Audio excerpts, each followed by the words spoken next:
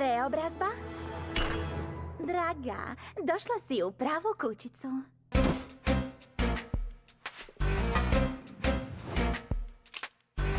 Govore poni zemaljski baš bez veze su, a Pegazi su nasilnici, samo luduju. Smrtiško riba, ko briga, a vaši gladuju. O jadno ja, od kada sve sam vas upoznala. Ali iako smo različite vrste mi, samo makni rogi krila, isti tada smo svi. I zaboravimo razlike jer tad smo najjači. Da izbacimo ideje sve iz povijesti, možda skrivamo se, ali nismo lopovi. Ma opusti se i novi izgled ti ćeš voljeti. Uklopit ćeš se ti. Ovo je dno dna. Uklopit ćeš se ti. Ovo neće upalit. Govore nam da svaki jednorog je manijak, sa oštrim rogom, strujnim jezikom i zubima. Meljuran kopita i grickaju ih satima. U svakom slučaju tu puno stvari ne valja.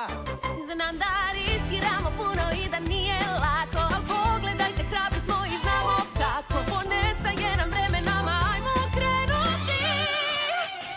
Uklopit ćeš se ti. Ako tako kažete. Uklopit ćeš se ti. Ma sigurno, sad gledaj sve. Baš ovako hodamo mi.